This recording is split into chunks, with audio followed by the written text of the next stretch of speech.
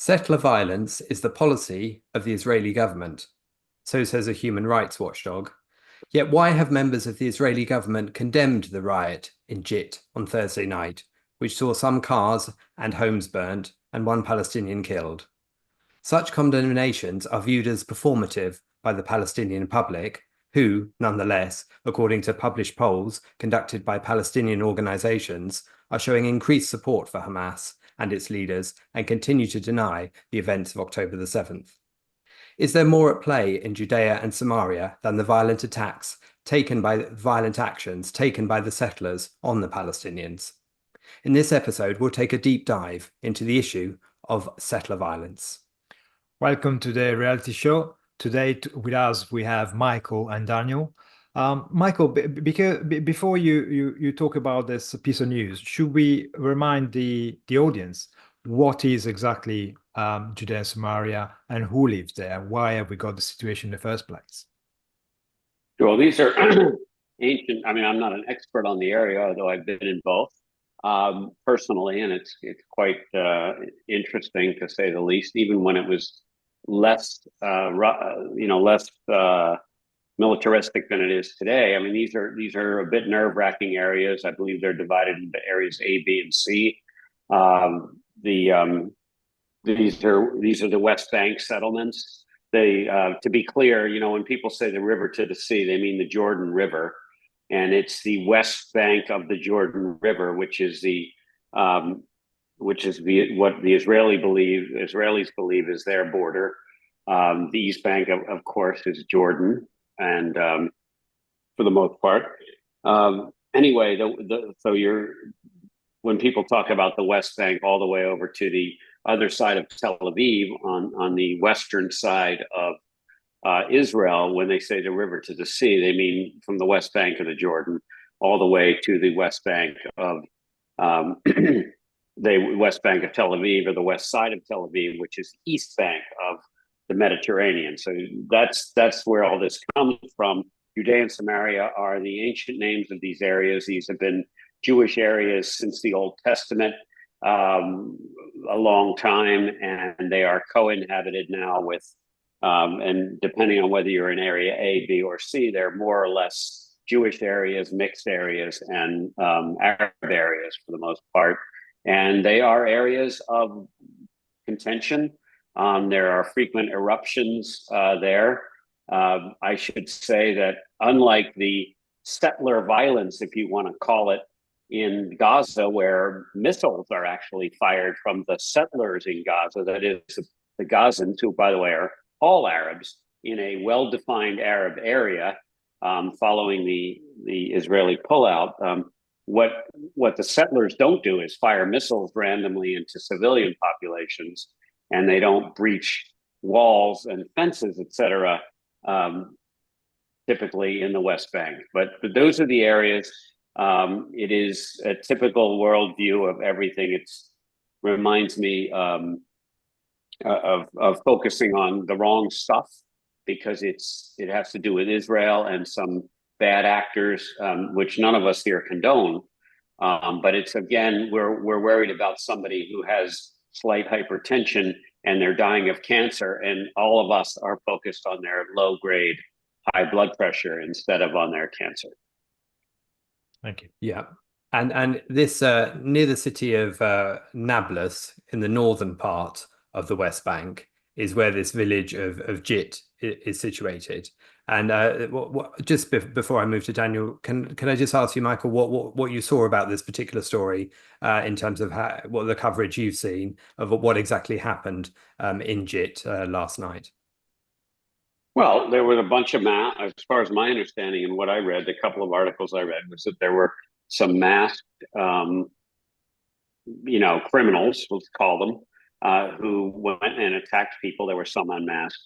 People went and attacked in a kind of response or reprisal for all of the attacks that had been going against them, and they burned a car and killed somebody, and basically destroyed some property. This kind of, by the way, this kind of back and forth, and it's committed at least equally on the Palestinians attacking the Jewish people, and there was recently I believe, an Israeli Arab who went into one of these areas and was killed by the Arabs because he was Israeli, even though he was Arab. And this happened. So it's pretty much doesn't discriminate even between Israelis or Jews and Arabs. It's basically us against them. Meaning, if you're Israeli, it doesn't matter what flavor you are. It's sort of like the Hezbollah missile that took out the Druze, not the Jews, the Druze, who are not Israeli, and they are Israeli, they're not Jewish. And it's indiscriminate violence. And that's what I believe happened. So it's a bunch of hooliganism. It's terrible, and it needs to be stopped. Unfortunately, it is par for that area. Right. Okay. And Daniel, what was your initial reaction to the story and the details that caught your attention? Yeah, I mean, there's nothing really unique about the situation. Maybe the scale is a bit more something that we would normally expect. But maybe I think, let me just do also a quick historic lesson, just because I think Michael mentioned a few terms people might not necessarily be familiar with. But basically, the sort of history of the West Bank is basically that, when the Israeli independence happened, what has happened is many Arab countries try to attack Israel. Israel won, and basically, if you imagine the borders Israel has now, it was controlling all of them fully, with the exception of the Golan Heights, and of course Gaza and the West Bank. It was like that for about 20 years. Then the Six-Day War happened, where Egypt was basically mobilizing its troops. It closed the Straits of I'm trying to remember the name. Basically, it closed the straits, basically the sort of like a southern part of Israel that it uses to access the Red Sea. It has closed it, and Israel has already said that this is basically a declaration of war if Egypt does that. Straits of Tiran, thank you so much. Someone reminds me in the chat. This has happened. Israel knew this would escalate into war, so it basically started a preemptive war where it took out all Egyptian, mainly aerial capabilities, and was able to basically win the war relatively quickly, capturing Gaza and Sinai.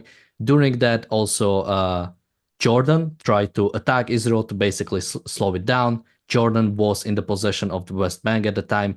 Israel was able to push Jordan out and basically fully take over Jordan.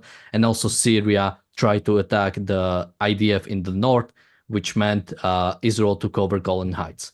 Since then, Israel has fully annexed the Golan Heights. Fully annexing basically means the people there, almost all of them, are basically given a citizenship or an option to acquire citizenship. Israel hasn't done that with Gaza and the West Bank. What has happened were the Oslo Accords, where Israel said we should take this terrorist organization called the Palestinian Liberation Organization and negotiate with them and give them territories. Maybe they'll stop attacking us if we give them territories. And what they were given was basically the plan that was created was what Michael mentioned, the Area C. There are basically three areas in the West Bank, A, B, and C, with A being fully under Israeli control, C being the fully under Palestinian control of the Palestinian Authority, and B being sort of like a joint control. So when we talk about this town or this Palestinian town of Jit, that's the Area C, where the Palestinian Authority has a full control.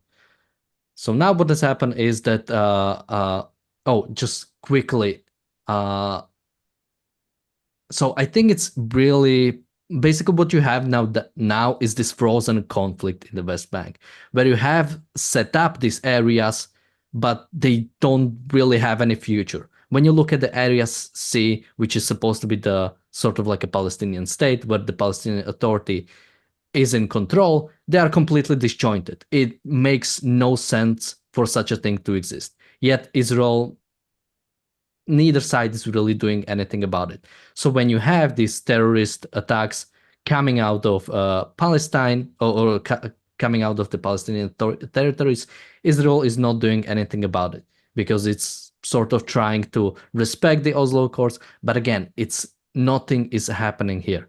So, this attack has happened by the settlers, which there are attacks basically happening by the settlers. It's really hard to find information about it.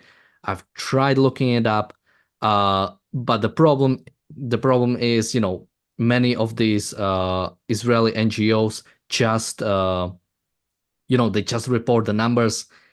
You don't know about the stories. You don't know what's the background behind them. We know that many Palestinians are trying to, in a sense, bait, starting a conflict. Then you just record the other side. You just record the settlers defending themselves.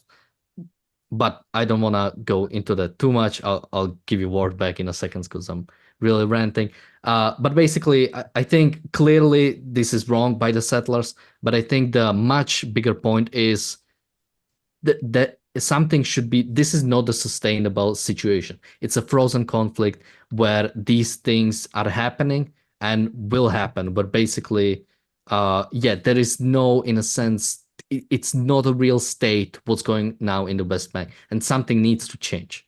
Just to start off, maybe. Yeah. I mean, you cover so much ground there. Where to start? First of all, the NGOs that are involved in these events are mainly on the side of the Palestinians. They're quite nakedly taking the side of the Palestinians. That's why the number are reported, and of course, numbers are supposed to hit you in the head. Big number seems, quite scary. Therefore, again, if you have big numbers of victims on your side, it automatically means that you are the victim. You are being bullied. You are being, destroyed by the stronger side, which is totally not true anyway. But and the fact that, as you said, that sometimes the Israeli they are baited by the Palestinians, it's because the IDF is actually in charge of security in this area, in the shared areas. So it's in the interest of the Palestinians to make any event like this to look worse than it is, and blame the IDF for not turning up straight away, effectively implying that the IDF lets the settlers carry on with the violence or whatever they do in order to look more like the victims that they are not. And of course, we have to add the point that any kind of violence, any killing or destruction of property on this kind of events is uncalled for, and it's not. It's going to be dealt with by the justice system in Israel, because we know Israel has got a rule of law which you can say applies on the other side, and it is quite troubling that settlers use this kind of activities, this kind of actions in retaliation for whatever events happens caused by the Palestinians or related to the war in Gaza. However, most of the time, the issues that they're reacting to are local issues, like attacks from the Palestinian. As Daniel mentioned earlier on, there are ongoing attacks from in the West Bank against Israelis. So much so that if you look at the Al Jazeera's documentaries, that when they interview children and people in the street, younger people, they quite candidly admit that they want to grow up and hit Israelis with cars. They use cars as weapons, and they often attack checkpoints in order to cause a large amount of victims. And a child that tell you that is not because it's a particularly vicious child. It's because they grow in the kind of environment where they are brainwashed into thinking that the Jews is the enemy, and therefore any action against the Jews or against Israel is something good they should strive for. Yeah, and just quickly, there are no calls of the Palestinian Authority to do something about these attacks. This is just, it's just considered, terrorists just going wild, just doing crazy things. But whenever Israeli settlers go off, it's the fault of Israel. Israel is encouraging it. Israel is willing, is basically making that happen. But there is no cause for the Palestinian Authority to do something about these attacks. On the contrary, I mean, we should be very clear with everyone on the phone. Many of the so-called martyrs, terrorists that martyr themselves in any kind of attack that kills Jews, their families receive large financial incentives. In fact, there's a move afoot now in Israel to actually to pull back about 100 million, I believe, shekels, but it might be dollars, about 100 million shekels, which is the Israeli currency that's used there, in funding to the Palestinian Authority, because that money is earmarked for the families of martyrs who killed Jews. So let's be very clear that not only are we talking about bad events on both sides, but on one side, you have a group that not only sanctions this stuff, but actually pays you to do it. And on the other side, you have a bunch of bad actors, which are immediately, you can see the IDF and the police are investigating each of these. Now, you can absolutely always find people on the Israeli side who make stupid political statements and are out of control, and they shouldn't do it, supporting this sort of behavior. I mean, there are ministers in the Knesset who either don't have a problem with it or support it. This is not what Israel is about. And frankly, if they were about it, they wouldn't investigate it. But we're again talking so much about one level of problem, which is a group that's investigating people who do it, and another group who's saying, if you do it, I'm going to give your family a lot of money. This is night and day. Any legitimate news agency is welcome to report on what the Israelis do. Of course they should. Bad criminal behavior, no matter who does it, should be reported on. But report on the worst criminal behavior on the other side. And don't just decide that these events started right now. These events have been going on, primarily Palestinian settlers attacking Jews are almost ubiquitous and constant. It's almost to such a point where they're barely even reported. When the Palestinians attack Israelis in the settlements, it's barely reported in the Israeli news. It's like, oh, another one. It's like in inner city America, oh, there was another theft or another attempted murder or another robbery. We're immune to it here in America. Same thing over there. But if an Israeli does something against a Palestinian, it's a disaster. And I'm not justifying that latter. I'm just saying that reporting only on the latter, an Israeli attack, is clearly providing an unbalanced view. Yes, absolutely. And there's also another issue that when the Israeli settlers take these kind of violent actions, which are wrong and therefore are going to be investigated, and if there's any criminal conviction, they will be dealt with. When they do it, it's a policy of the Israeli state. When the Palestinians attack Israelis or Jews or trying to do stuff like that, you never blame that. They never blame the Palestinian Authority or Hamas or Iran, really, whoever's behind it, because of course there are these policies, the policy you mentioned about the martyrs and killing Jews. They get payment, but the press don't report that. It's always Israel or Israel's policies that causes these events to occur. I think there's a lot of conflation of different things going on here a lot of the time, isn't there? There's the violent acts of a few individuals. There's the settling as a concept, and settling as the people choosing where they want to live within the country of Israel, as they have a right to do.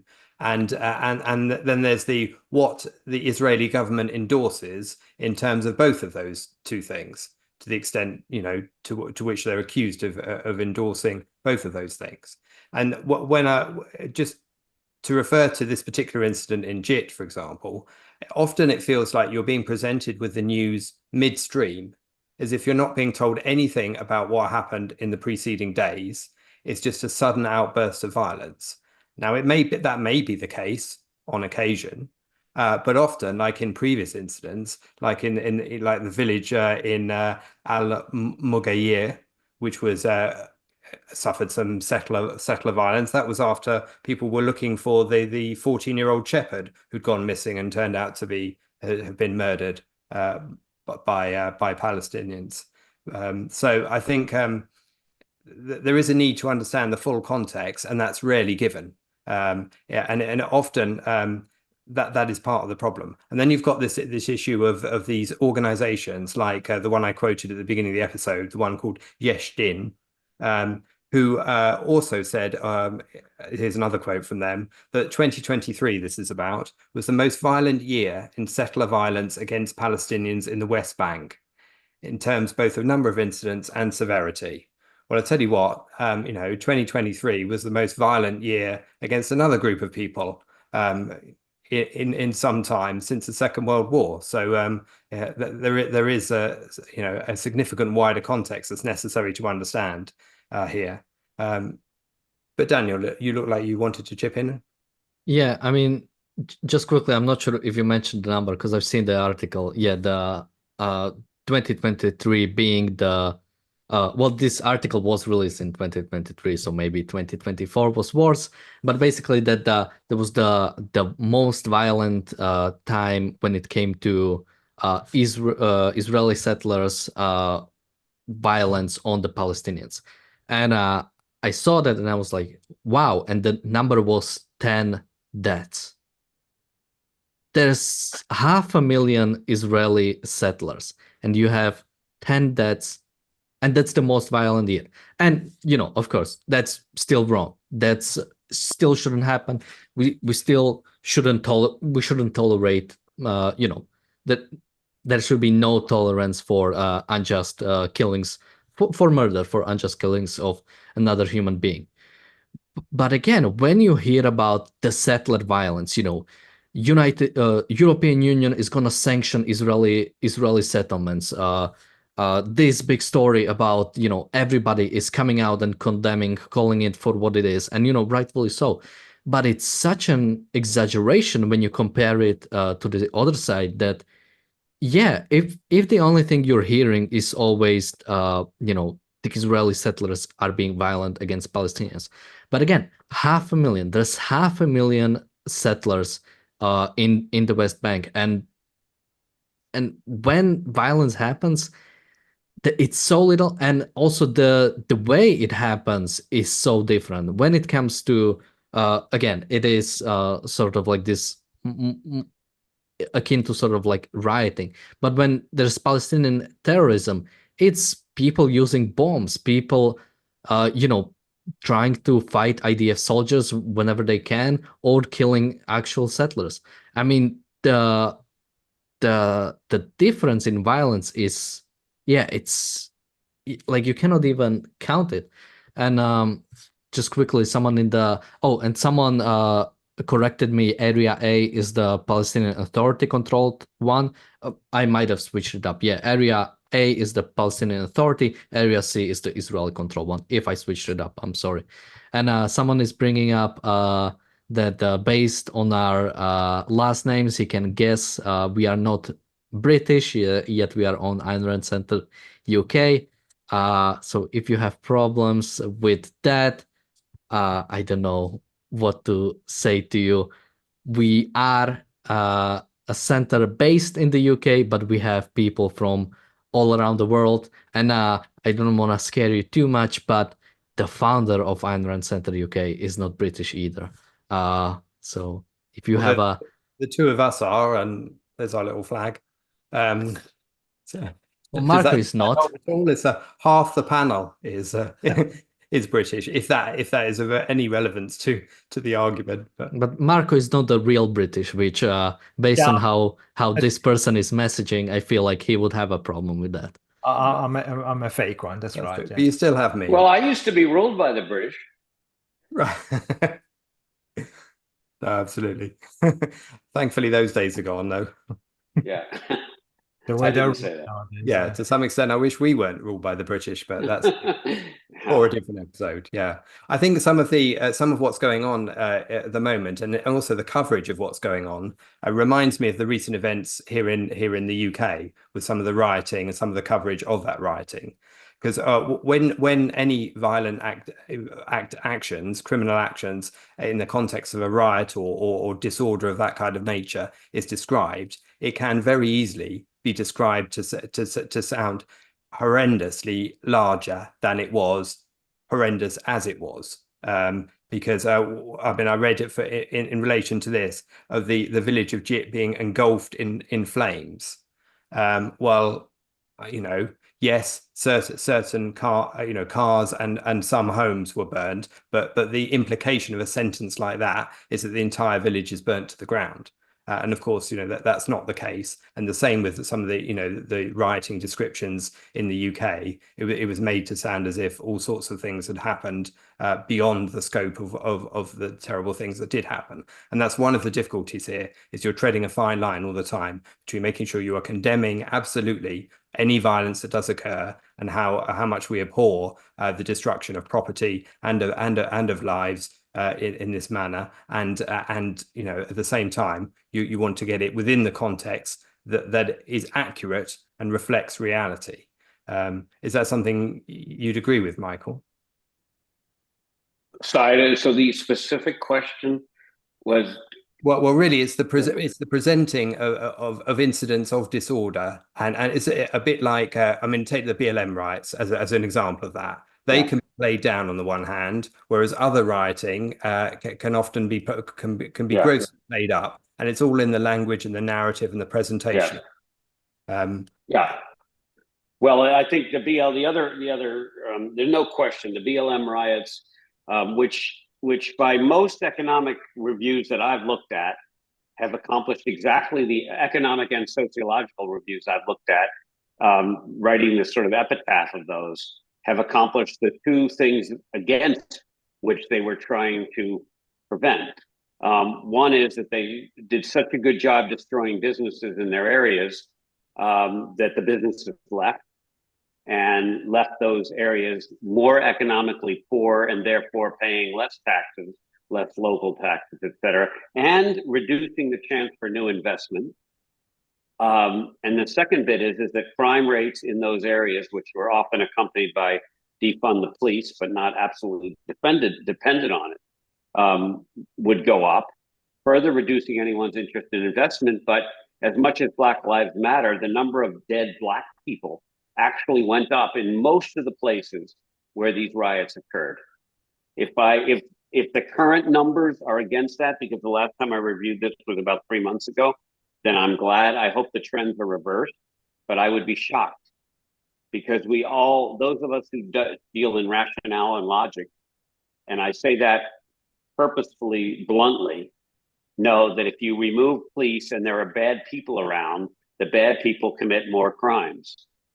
And those of us who have run businesses understand that when the environment for our business is negative and we have no police protection and we have a bunch of bad actor criminals running around, that we leave and we find places to go elsewhere. And everybody knows, for example, in America, that the number of businesses that have left California is exorbitant. Most of them have gone to Texas. Hewlett-Packard, the founder of Silicon Valley, which is quite a remarkable move, left Silicon Valley. The first main company in Silicon Valley was Hewlett-Packard, and they've gone to Austin, Texas. Now, the same thing is going on here, which is to say that BLM, and I'll just make a sort of smart remark on the other side. And by the way, even though BLM riots were during COVID, nobody who was in the riots actually had to wear a mask. Because somehow if you were rioting and you felt righteous, then far be it from Anthony Fauci or anyone else to tell you that you absolutely must wear a mask. So you could infect everyone with COVID because Black Lives Matter, and that would be okay because you're emotional. And I say this because people need to start to put together all of what they're reading and seeing and ask, does it make any sense? And when you look at what's going on in areas A, B, and C, in Judea and Samaria. The Palestinian area is economically in much worse shape than the Israeli area. In fact, most Palestinian folks are employed or were employed before October 7th in Israel. Let me say that again. Before October 7th and the amazing uprising of the opposition, most Palestinians who worked, other than directly for Hamas, were employed in Israel. And after October 7th, that's gone. Those jobs are gone because Israelis are not letting in Palestinians anymore. The settler violence is back and forth, but Palestinian anti-Israel violence is at a level, no matter if you even exclude Gaza and Hezbollah, to the extent there are Palestinians up in the north, and there are, is at a much higher level. And like you said, Richard, there is absolutely over-reporting of every event that the Israelis, that an Israeli commits. And almost like, oh, gee, a Palestinian went and killed an Israeli. Well, that's pretty standard. Let's move on. And there is this attitude.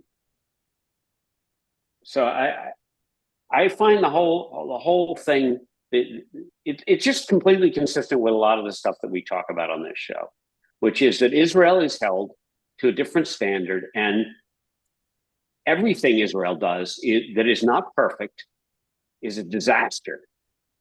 And everything that PLO or Palestinians or Hamas does is perfectly in line with their character and the expectations, and therefore barely makes the news.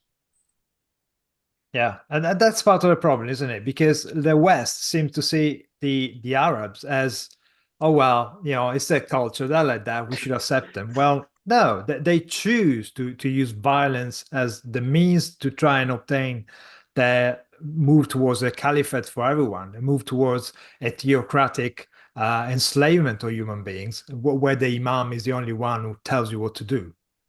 And that's why, in a way, all these events are immediately politicized, taken up by politicians in Israel, especially now with this kind of, you know, rat-back coalition that it's at each other's throat all the time. Ben-Gvir, for example, didn't miss a chance to have a go at Gallant, and, you know, vice versa, because of these events.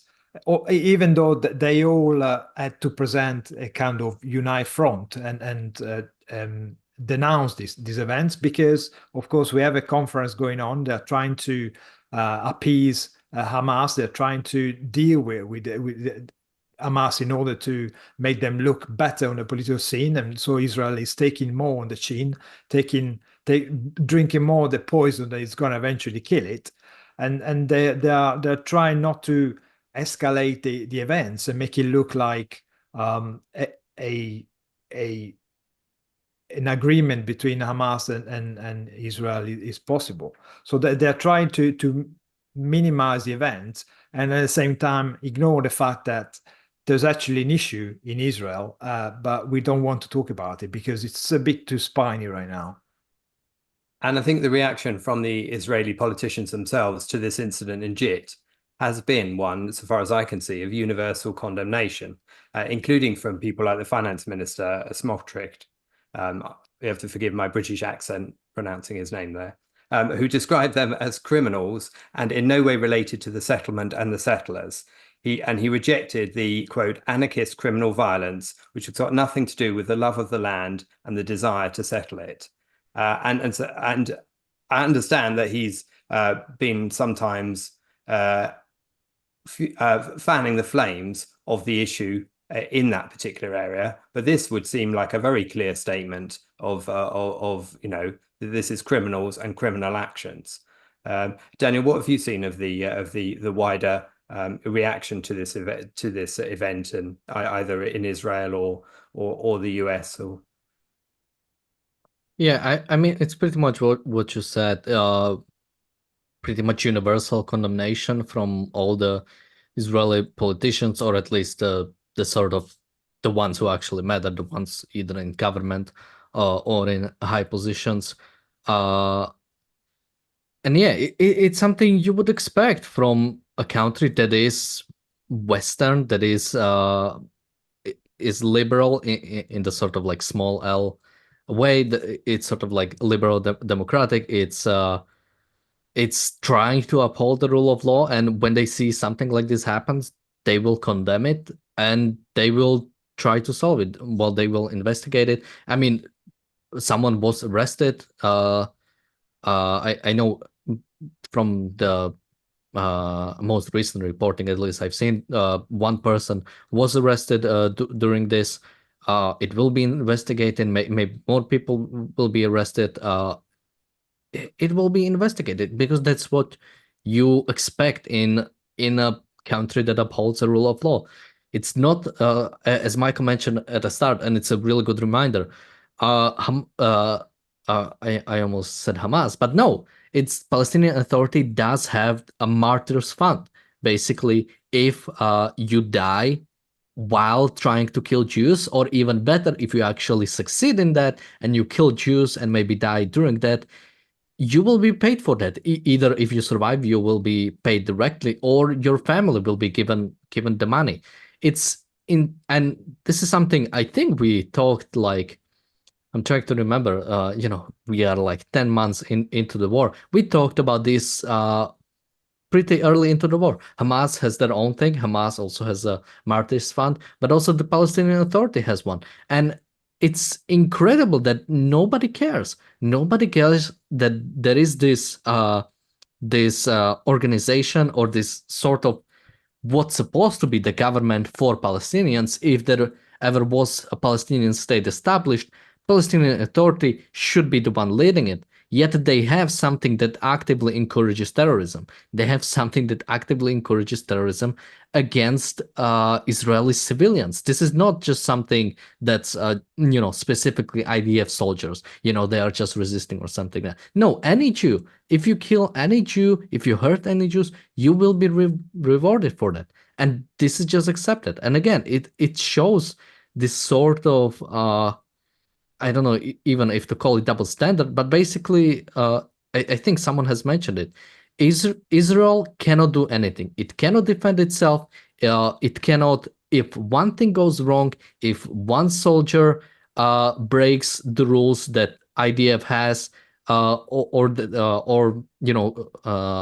does something that's not in accordance to international law or anything else. If one settler goes out of line, if one thing bad happens, if one Israeli politician has a bad rhetoric, that's it for Israel. Israel is going rogue. Israel cannot do this. Yet Hamas and Fatah, the Palestinian Authority, they can just do whatever, and they will always be. It will always be excused. They literally can get away with murder. Yeah, if I can jump on that for one sec, because I think the one thing Israel could learn and has never learned, and the U.S. press has never helped us, and certainly I've not seen the U.K. press or other help with that, and that is, following 9/11, there were a group of people, and they were fairly quiet then because it was out of vogue back then. It would be in vogue now. But back then, it was out of vogue to have the notion that if somebody was willing to blow themselves up, surely they must have a legitimate complaint. There is this view in America, and it is pervasive now in America. Frankly, it is the basis for supporting terrorists. It's the basis for why you have a bunch of moronic school kids who've been taught by evil and morally bankrupt professors. And I say all those, and I'm happy to back them up, those adjectives, why it's okay to jump around and say that you support a terrorist organization and burn the Israeli and American flags. And the answer is that if someone is that desperate to do something like that, there must be a real legitimate grievance. And it really, I mean, we don't need to get into where this came from, but Israel does not start any of its reporting, even Israel doesn't, never mind everybody else, with things like, we'll write an article that says, Smotrich or Ben-Gvir refused to pay $100 million in Palestinian revenue because it's being earmarked for suicide missions or something. That's the headline. The correct headline is something more on the order of, in order to reduce the likelihood, or at least to disincentivize people from committing suicide bombings and murdering Jews, money that has been used to incentivize that will be withheld. So that even a third grader reading that could understand that anybody with half a brain would get it, that you don't want to continue to give people money who are being paid to murder. It's contract killings. It's non-specific contract killings. There needs to be strong, forceful, and consistent writing that the attacks that Hamas made on the Israelis has no place in the world of civilization. This is not civilization versus civilization. To quote somebody recently who said, I think it was, unfortunately, it was Netanyahu in front of Congress, said, we're not talking about one civilization against another. We're talking about barbarians against civilization. And what's happened is that the press and with the professors, coupled with the inability of the Israelis to distill things down to this, they are unable to separate these two, and they write it as if it's moral equivalency. Back to this whole discussion I started with, 9/11, surely the people who committed those atrocities had a legitimate reason in their mind, even. But if it was in their mind, it has to be in our mind, because all people are equal and all thoughts are equal. And if they thought it was bad, clearly it must be bad. So this is a lot of what's going on, and our inability to combat it is because we cannot make a distinction in any of our speech with what is good and evil, and we are paying the price. Yeah, just to quickly jump on that, because I really like that idea. The fact is that civilized countries don't fight each other. It's always either the savage countries that are fighting amongst each other, or savage countries that are attacking the civilized ones. For a long time, I really like the McDonald's peace theory. Basically, for a long time, no country was at war with another country that had McDonald's in it. Basically, if two countries have McDonald's in them as a franchise, they don't fight each other. This, unfortunately, has failed when Russia attacked Ukraine. So unfortunately, it doesn't seem to work. But again, you never have a situation where you have countries that are civil, that are basically, Western, liberal, capitalistic. They will not, because there is no, in a sense, reason to fight. Those countries just deal by trade. They deal, ultimately by reason. That's not something these savage countries have. That's not the way Hamas deals with it. Hamas just wants to kill Jews. That is its goal. The goal is to get all the Jews out of the Middle East. That is its stated goal. And that's the only reason why they exist. And as well as many other terrorist groups in the area, such as Hezbollah. That's the only reason why they keep persisting. That's the only reason they exist. Yeah, I must admit, I hate this kind of rationalization, this kind of generalization where there is a McDonald's, there isn't a war kind of thing.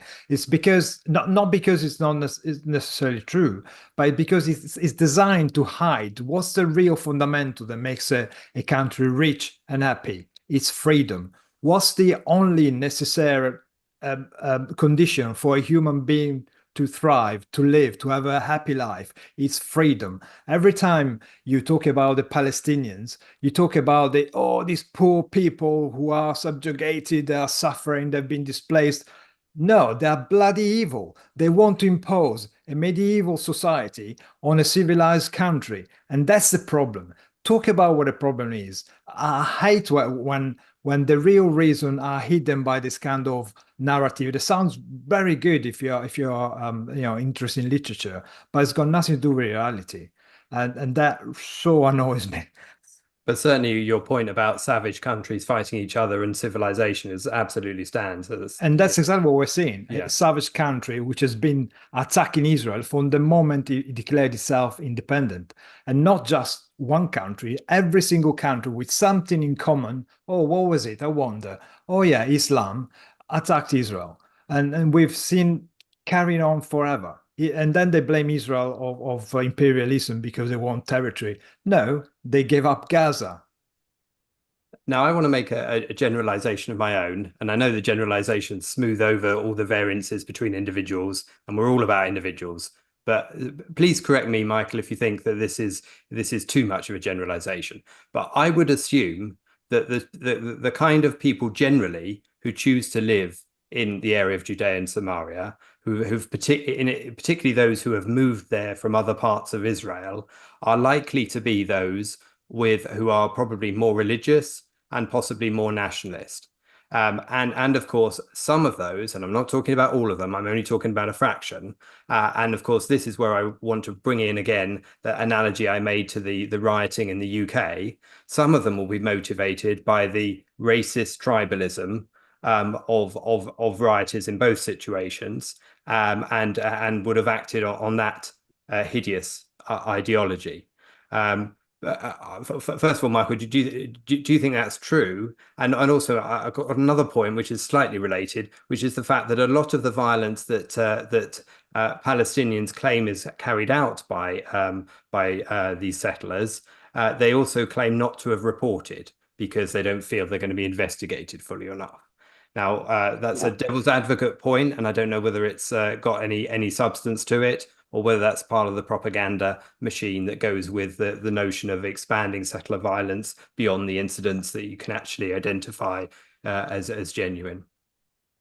Yeah, so I can look. I've been through the Palestinian and through the mixed area and through the Israeli areas once, and I was actually traveling down to spend 4 days on the training base for the Israeli border police at the group called Magav, and we went and did counterterrorism training. It was a bunch of American Israel supporters. So this is a I met about 10 folks who taught at the counterterrorism base. All of these people were Fauda-ish, if I can really get a little bit ridiculous, just because I don't think we have a lot of common examples here in the US, at least, or UK. But these are serious dudes. About half of them were wearing kippahs or yarmulkes. And yes, they are Orthodox. They are not Orthodox Haredim, meaning they don't study the Torah. The other half were what we probably would call heavily conservative. They didn't wear kippahs, but they were pretty serious religiously. But they worked, they all had jobs. Many of them were reservists, and so on. They gave us, we asked for the view on the situation there. And all of the people that were there believe that areas A, B, and C are Israel, regardless of whether it's partitioned to the Palestinians or not. They believe this is Israel's land. It's historically Israel's land. Many of them can quote this part of the Bible and that part of the Bible. And for clarity, there are a lot of historical things that were other people's land, including the U.S., that are no longer those people's lands. And that's the way the world works. And it has everywhere in the world. Groups come in, groups move out, and so on. And I'm never really sure why historical issues come up as much as they do on land ownership, because so much has passed through so many. But anyway, so I agree with you. They are definitely more in religious. They are absolutely believe in that this is Israeli land. That said, what they are not is they are not aggressive without being provoked. For the vast majority of these people, look, this is one of the smart comments that's been made. If Hamas put down their arms tomorrow, Gaza would turn into a reasonable citizenry and they could have a life, because Israel would open the borders, there would be trade, there would be the same employment that existed before October 7th, and so on. If Israel put down their arms tomorrow, there would be no Israel the next day. And the Israelis in this area, for the most part, the vast majority of those kinds of people, they are not trying to take over more by going in and killing people. Now, the notion, so that's absolutely true 99% of the time. And like all human populations, there's some bad actors. It's like me saying I met a patient who was 38 who died of a heart attack. It happens. We don't know why, it just happens. Most of the people who die of heart attacks are in their 50s through 80s. Okay, anyway, going back to the last part of the question you asked, the backdrop of what goes on, especially in the Palestinian areas, and if you follow the Israeli news, you will see it. The amount of guns, terror tunnels, and stored up munitions, including to some extent missiles, but for the most part, it's suicide vest material, guns, bulletproof vests, and so on, mortar rounds, some rocket fire grenades, but for the most part, it's hand-to-hand or close combat kind of stuff. Stored in the West Bank, in the Palestinian areas, is exorbitant. Even in the last couple of weeks, there have been multiple IDF operations in West Bank, Arab West Bank towns, where large groups of militants, Palestinian militants in the West Bank, have been plotting and sometimes beginning to carry out death squads into the Israeli parts of these areas. Now, that has all been ignored, but it's documented. Go back and look in Times of Israel. I mean, there's pictures of all this stuff. You can go back and look in J-Post or Ynet. It doesn't really matter what your political bend is. This is just facts. And you can go back and ask the IDF. They publish all the time on various channels. There are pictures documenting all of this stuff. And I'm sure if you go and look at those pictures, you'll see that they haven't been doctored, because Israel gets so scrutinized over everything. And if you don't hear anything about it, it means it's true. That's why if they ever did doctor something or fake something, it would be brought out. So you're not dealing with a group of innocent Palestinians living in the West Bank and groups of people who are peace-loving, good-loving people who are employed and want to make a better life. Many of those people are involved in stockpiling munitions and planning and then executing attacks on Jews. This is not the same as the defensive weapons that are present by many soldiers, and most of the people are reservists that are in the West Bank that are Israeli, and they are Orthodox for sure. They are religious and they believe it's Israeli land, but they will not go out and initiate a massacre for the most part. True. Yeah. I mean, part of the problem that nowadays the political right, the political left are so that, you know, the Amy cycle has kind of connected, so the extremes are kind of meeting, and that's why they're using the same techniques, aren't they? We've seen the far right, we've seen the far, riots here in Britain, the stuff that went on before the Olympics in Paris from the far left.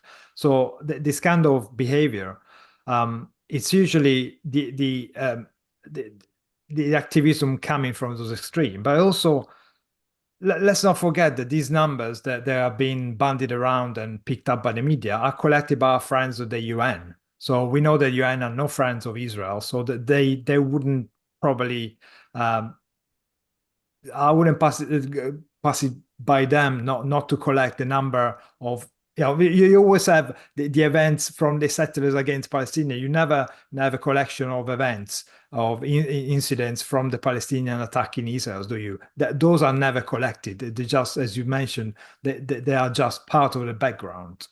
And as you were talking about the IDF and the kind of violence they are against, the IDF actually has to increase and better the performance of its equipment, because they are finding that the sophistication of the weaponry use and the kind of IEDs, improvised explosive devices which are made up at home are getting more and more sophisticated, which suggests not only that they're getting expertise and material from somewhere, guess where? Iran, Islamic Republic. And of course, they've been deployed against Israel. So this whole issue is not really getting any better. And the fact that, as Richard pointed out in the introduction, that the West Bank is more and more leaning towards Hamas. They support Hamas in higher and higher numbers because of what they did, not because they prefer their flags to the Palestinian Authority, but because of what they did and what they're doing. And therefore, they are asking for more and more violence against Israel. And that's what they're predisposed for. Yeah, I think 2 soldiers recently in 2 separate incidents, both 22 years old, were killed. IDF soldiers were killed by IEDs, one of which was buried like 1.5 meters below the surface of the tarmac. And of course that is a well, both a new development and an old development, depending on where you consider it to have been imported from, as a technique used across the Middle East in recent conflicts. And the reckoning was about 100 kilograms device. So imagine digging a 1.5 meter hole and putting a 100 kilogram device in it. That's quite a job, you know. But that's the only kind of activity they seem to be able to get their heads around. So, Daniel, is there anything you wanted to add? Any super chats or anything that we need to consider? We have a super chat from Jeff. Thank you so much. Someone in the chat is asking, do these talkers know about the Great Game? I have a feeling he's not talking about the 19th century sort of like a conflict between Russia and Great Britain over the control of Iran and the surrounding areas. I think he means something different. But if I got that right, let me know. I mean, just to wrap up, I think if Israel needs to, I think there is a problem in the area. You have this sort of like a frozen conflict where the continuation of Oslo Accords was supposed to establish a Palestinian state. This was basically discarded. So now you have these completely disjointed areas under the rule of the Palestinian Authority that, as we said, is incentivizing this terrorism. This needs to stop. Israel definitely needs to take back Gaza. It needs to de-radicalize it. It needs to make sure children in Gaza are not taught to kill Jews. And similarly in the West Bank, I think it needs to do a similar thing. When Israel declared independence, it had, I think, more than 1 million Arab people in the area that were not giving citizenship straight away and were living under military occupation until there was, in a sense, belief that Israel would survive basically by giving these people citizenship and it would be able to handle this. I think something similar needs to happen both in Gaza and West Bank. We've already seen this in smaller areas, similar to Golan Heights. Golan Heights were fully annexed and are now, I think, an integral part of Israel. And I think that needs to happen with the rest of the areas. Okay, great. Well, thank you very much, gentlemen. Daniel, do you want to remind us where people can follow you? You can find me on YouTube. I'm called Damned Dan. Link for that is in the chat. And Michael, same question. Kaufman with 2 Fs, Michael, on LinkedIn. And all the details are below in the description. And you can also follow, share, and comment on the Briefly Objective, which is the sister channel to this one. And check out also this Ayn Rand Center UK Substack for lots of articles, more coming very soon. And the Game of Thrones article, the most recent one by Alejandro, is a great one to read that came out a few days ago. And I've got one coming out in the next couple of days. So please look out for that too. Thank you very much, guys. And and just quickly, thanks. There is no episode of the Daily Objective tomorrow. So we will be back on Sunday with both the Daily Objective and the Reality Show Extra. Thank you, everyone. And bye-bye. Cheers. Bye. Bye-bye.